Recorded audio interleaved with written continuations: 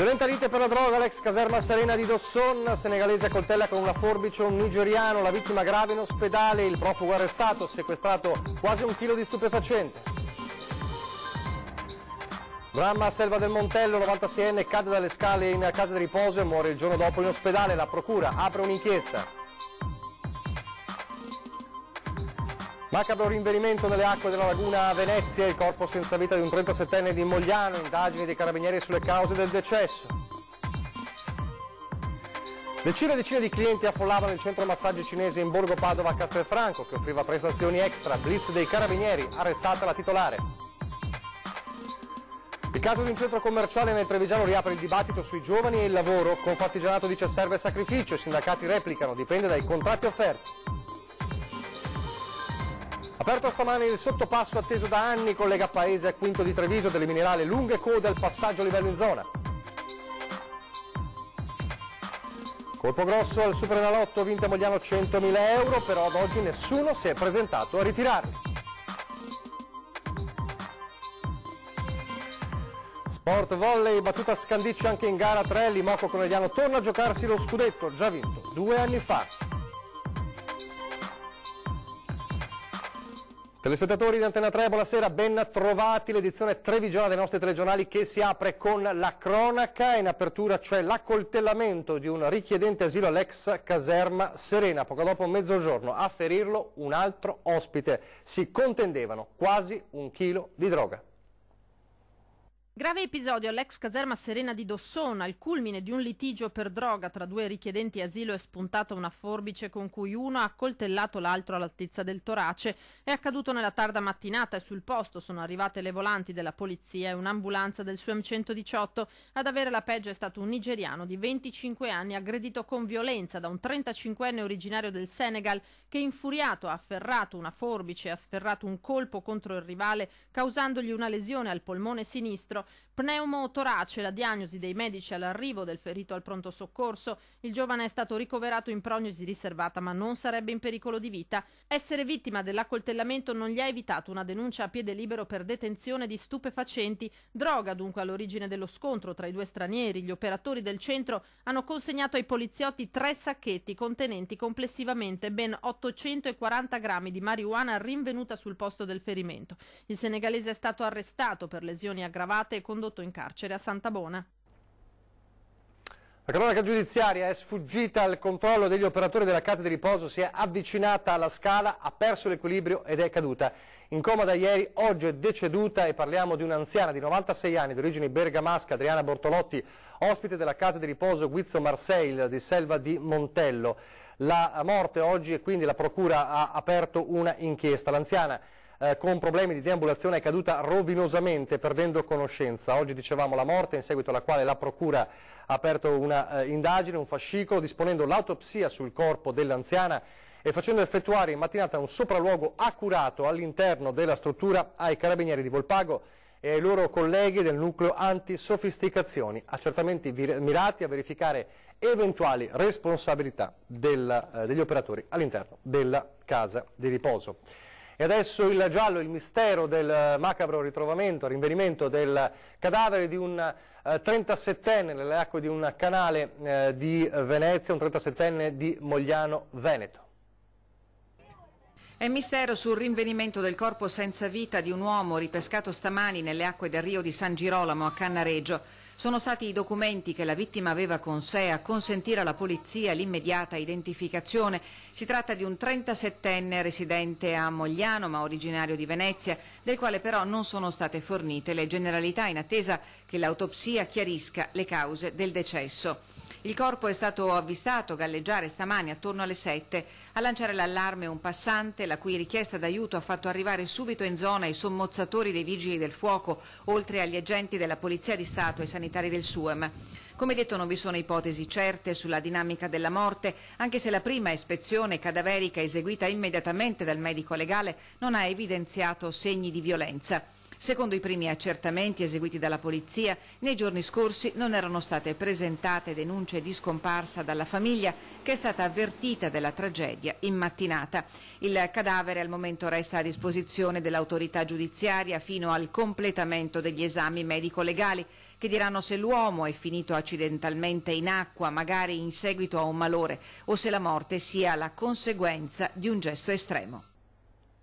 Ed ora il duplice delitto di Cison di Valmarino. La difesa del 36enne in carcere con l'accusa di aver massacrato i coniugi Nicolasi chiede un nuovo sopralluogo nella villetta.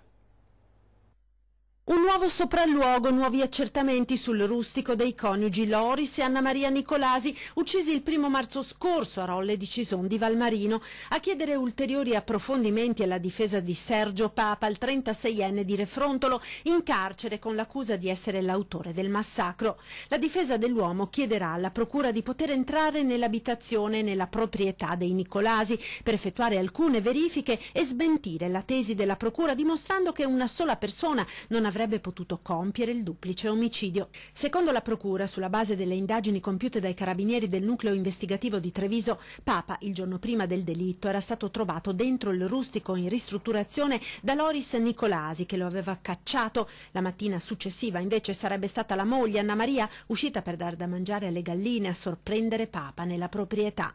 A questo punto sarebbe scoppiata una lite ed il 36enne, sempre secondo la tesi della procura, l'avrebbe colpita con una loncola. Attirato all'esterno dalle grida della donna, è uscito anche il marito, colpito a morte da molti fendenti al capo e al ventre. A questo punto Papa sarebbe fuggito con una Panda rubata e ritrovata bruciata poco lontano.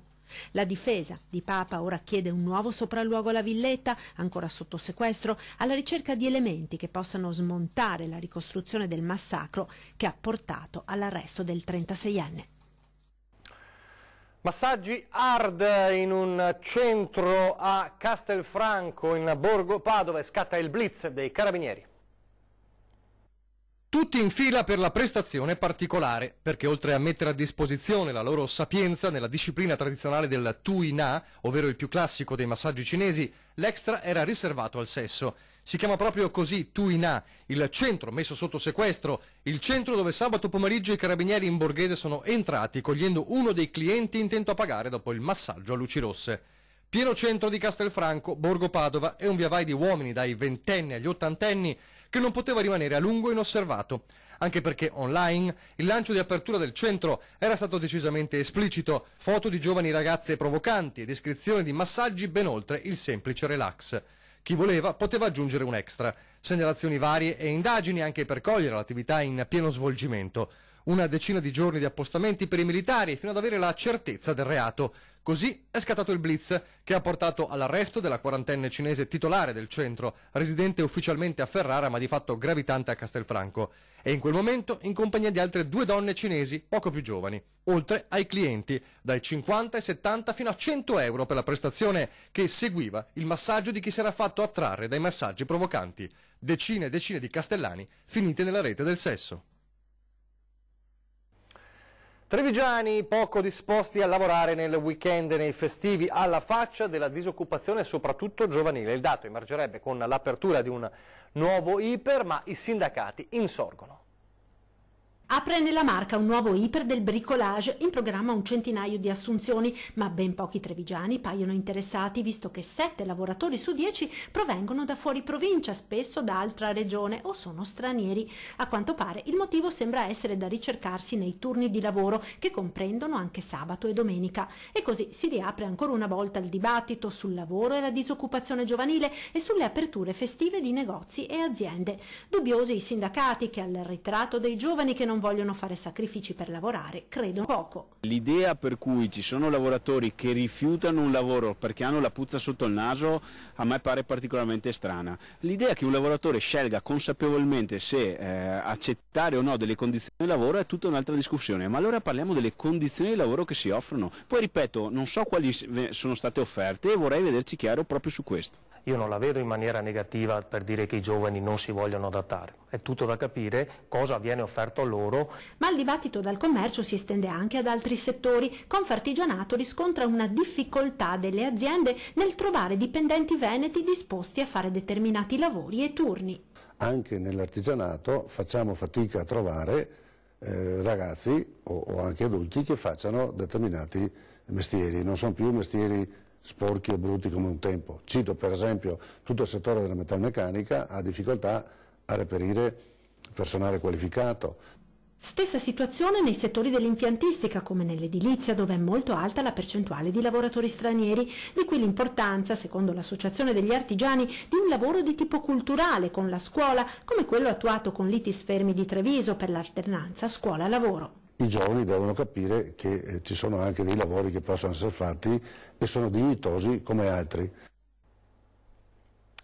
Il Presidente della Regione Veneto, Luca Zaia, questa mattina ha inaugurato il nuovo sottopasso veicolare ciclopedonale nel comune di Paese, un'opera attesa da tanti anni tra i paesi di Paese e Quinto di Treviso, perché servirà a eliminare le lunghissime code al passaggio a livello, all'ex passaggio a livello.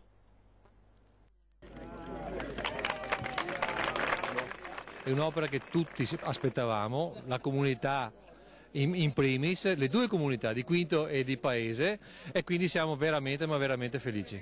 È contento il sindaco di Paese. Con l'inaugurazione del nuovo sottopasso di Via Verdi si elimina per sempre il passaggio a livello della linea ferroviaria Castelfranco-Treviso e quelle interminabili code che si andavano a creare. Un sottopasso di importanza rilevante che collega Paese a Quinto. È un collegamento viabile, ma è anche un collegamento ciclopedonale. Questo ci dà molto orgoglio, perché anche i cittadini, le fasce più deboli, potranno transitare da Quinto a Paese in massima sicurezza. Però è giusto che si sappia che questo è un investimento importante per la Regione, sudato. L'opera, ha detto il Presidente della Regione Luca Zaia, è stato un investimento importante per la Regione. Ci sono stati però degli imprevisti. Il cantiere doveva costare inizialmente 7 milioni e mezzo e alla fine è costato 9 milioni e mezzo di euro. Di fatto una discarica ritrovata durante i cantieri che ha causato rallentamento dei lavori e poi anche maggiori costi. Però adesso ci siamo. Abbiamo iniziato i cantieri nel 2013 e oggi inauguriamo. Durante i lavori infatti appaltati nel settembre del 2013 sono stati rinvenuti rifiuti interrati nell'area ex Montini. Questo, insieme alle attività connesse alla bonifica bellica dei terreni, ha causato un incremento dei costi e un allungamento dei tempi. I lavori sono stati sospesi e successivamente ripresi nel settembre del 2017 ad avvenuto reperimento delle risorse economiche da parte della Regione. Oggi, dopo quasi 5 anni, l'inaugurazione. Finalmente l'hanno fatta. Bel lavoro, bellissimo. Torniamo alla cronaca adesso, per parlarvi di due incidenti che si sono verificati nel tardo pomeriggio nello Pitergino. Per il primo del quale vedete le immagini e per il quale ringraziamo il nostro telespettatore Thomas che ce le ha inviate, le immagini dell'incidente in via Sant'Antonino tra Golgo al Monticano e Motta di Livenza, un mezzo pesante probabilmente facendo manovra è finito con le ruote oltre il ciglio della strada senza più riuscire a rientrare in carreggiata, come vediamo in queste foto del nostro telespettatore. Sono al lavoro i vigili del fuoco, nessun altro mezzo fortunatamente è rimasto coinvolto. Poco fa l'altro incidente a Motta di Livenza, dove un altro mezzo pesante è rimasto incastrato in un sottopasso, anche in questo caso stanno operando i vigili del fuoco. Torniamo a parlare adesso delle elezioni comunali di Treviso con il centrodestra in fermento per la superlista Zaia Gentilini.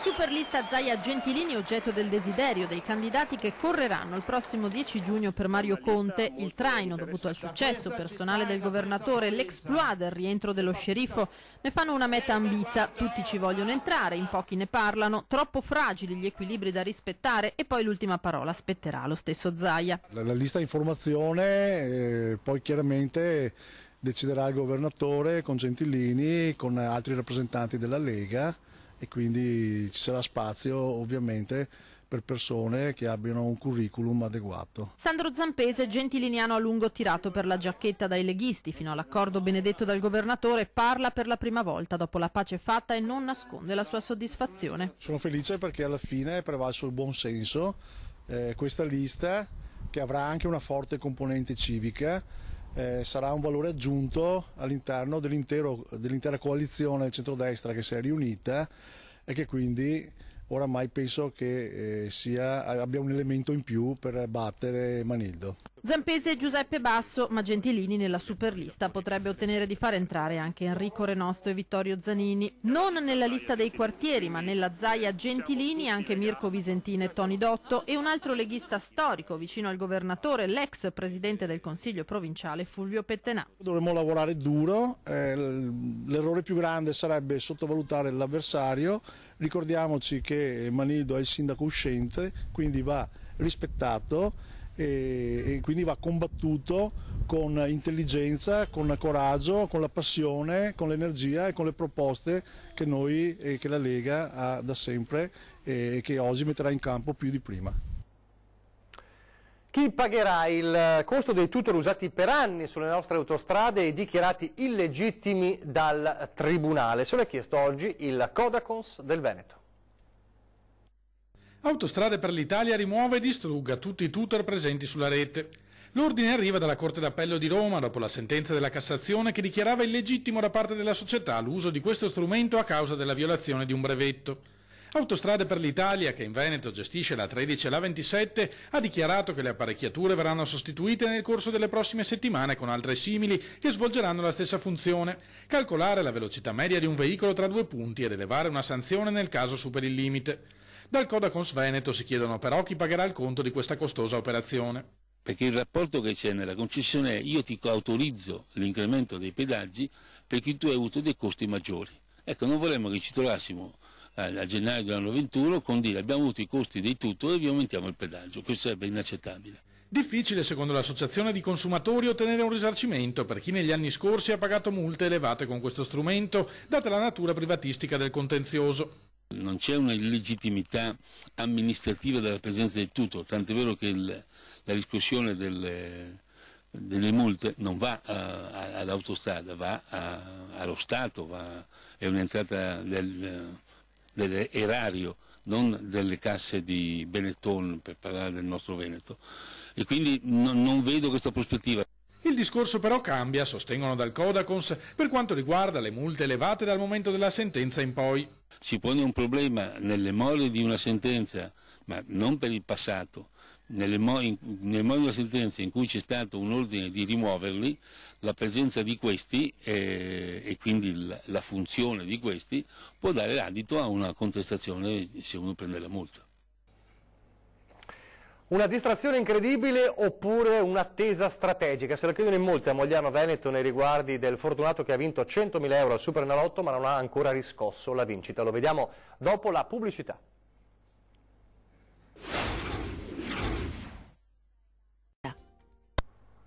Rieccoci in studio, telegiornale di Treviso a Mogliano. Allora, prima di tutto per parlare di una razzia che ha suscitato sdegno non solo sui social, la razzia nel distributore di latte in via Ronzinella, l'ennesimo colpo in questi distributori. Era già successo in città, in diversi punti per quanto riguarda il distributore dell'acqua, e quindi questa notte un'altra razzia, questa volta nel distributore del latte in via Ronzinella. Ovviamente ci sono stati parecchi commenti di sdegno, anche perché appunto il servizio è un servizio che viene molto utilizzato in città. E poi a Mogliano, perché ci si chiede che fine ha fatto il vincitore di 100.000 euro al Superenalotto. A me non sarebbe successo. Sicuramente no, fortunato e non lo sa. La fortuna è cieca, si dice. Questa volta però non è solo la dea bendata a non vederci, ma anche il fortunato giocatore che a Mogliano Veneto ha vinto ben 100.000 euro giocando la schedina vincente al Superenalotto dell'estrazione speciale di Pasqua presso questa edicola cartoleria di via Zermanesa. Ad oggi nessuno è mai entrato qui per incassare la vincita. C'è un giallo, perché? Che insomma è passato un po' di tempo, può essere che il cliente fortunato abbia o smarrito oppure sia confuso con l'estrazione del 31 marzo, perché l'estrazione era doppia, praticamente c'era l'estrazione per i 120 milioni in palio e in più ce n'era un'altra di 100 premi da 100.000 euro per il per Pasqua praticamente. Probabilmente guardando solo per l'estrazione quella di numeri sopra non ha guardato i codici in basso e magari può averla cestinata. Per questa attività, aperta ormai da 8 anni, si tratta della vincita più elevata di sempre, una cifra importante che farebbe comodo a tanti. Ma sicuramente comprerei uno strumento nuovo a mio figlio che ne ha bisogno. E poi si vedrà una bella vacanza prima di tutto, no? C'è comunque altro tempo per ritirare la somma, sempre se il vincitore si accorga che la fortuna ha bussato alla sua porta. Sì, il vincitore ha ancora tempo perché dalla data di scadenza ci sono 90 giorni per riscuotere il premio. Allora, speriamo che almeno abbia visto il nostro servizio per andare a riscuotere la sua vincita.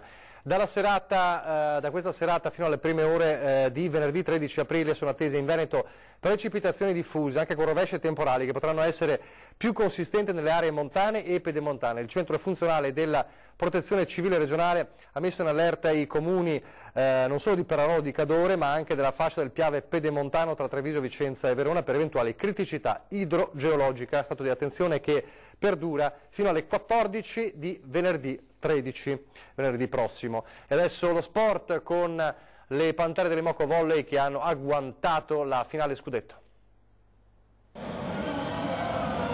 3 vittorie secche contro Scandicci e l'Imoco Volley conquista la terza finale scudetto in 6 anni. Il 3-0 di Montecatini, ultimo sigillo di una sfida senza storia, consegna alle Pantere coneglianesi l'accesso alla finalissima che le ragazze di Daniele Santarelli torneranno a disputare dopo la pausa forzata del 2017, determinate a non farsi sfuggire l'obiettivo in Italia come in Europa. Trascinate da Fabris e Hill, rispettivamente 16 e 14 palloni messi a terra, le trevigiane hanno chiuso la pratica gara 3 in 1 ora e 40. Forti del sostegno del pubblico di casa, le toscane partono in quarta, ma il sestetto ospite non si lascia sorprendere e tiene le avversarie sempre a portata.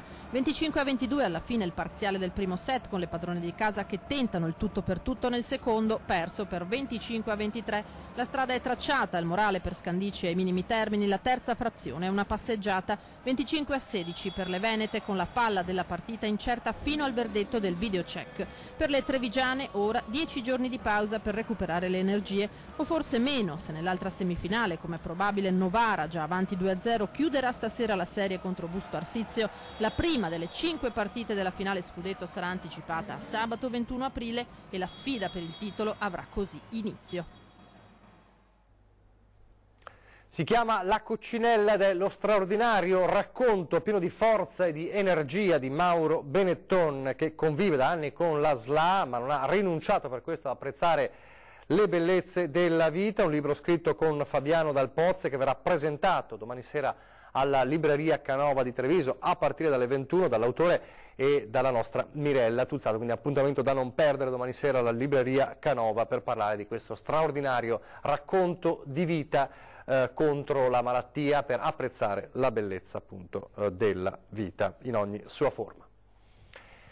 Adesso solo per ricordarvi l'appuntamento con 2010 che fa in onda fra pochissimo, subito dopo di noi, per parlare di film. Parleremo infatti del Giffoni Movie Days in corso a San Donà, iniziato oggi e che dura fino a venerdì. Ne parliamo con Gian Vincenzo Nastasi, direttore di produzione del Giffoni Film Festival, e con uno studente di San Donà, Riccardo Prosperi. E poi la prima serata, come sempre, è dedicata alla Zanzega alle 21:15, grandi ospiti, il più grande illustratore al mondo di manifesti del cinema, Renato Casaro, il pittore che ha rinnovato l'arte del secondo Novecento, Cesco Magnolato, il re del gelato e delle decorazioni di frutta, Beppo Tonon. Questi e tanti altri ospiti alla Zanzega a partire dalle 21:15. E vi lascio adesso le previsioni del tempo. Grazie per averci seguito. Arrivederci.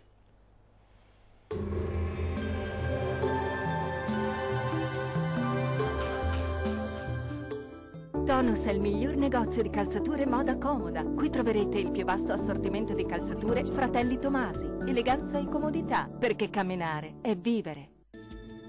Ben ritrovati al meteo di Antenna 3. Condizioni di maltempo sulle nostre regioni. Vediamo il dettaglio di giovedì 12 aprile. Sul Veneto una perturbazione atlantica porterà piogge e temporali piuttosto diffusi. Sin dal mattino sarà molto instabile sulla nostra regione, con rischio di fenomeni anche di moderata intensità. Le temperature minime saranno comprese tra 8 e 12 gradi, valori massimi invece oscillanti tra 11 e 17 gradi.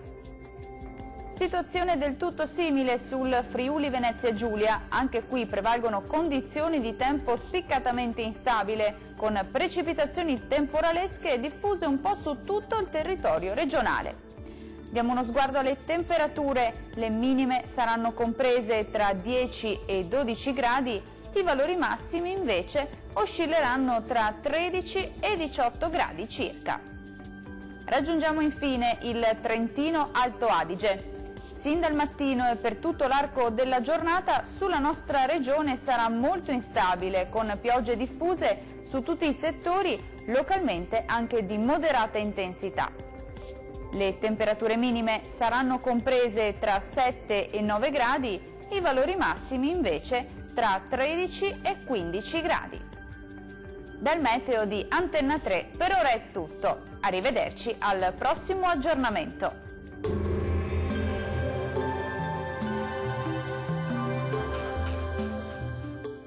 Tonus è il miglior negozio di calzature moda comoda. Qui troverete il più vasto assortimento di calzature Fratelli Tomasi. Eleganza e comodità, perché camminare è vivere.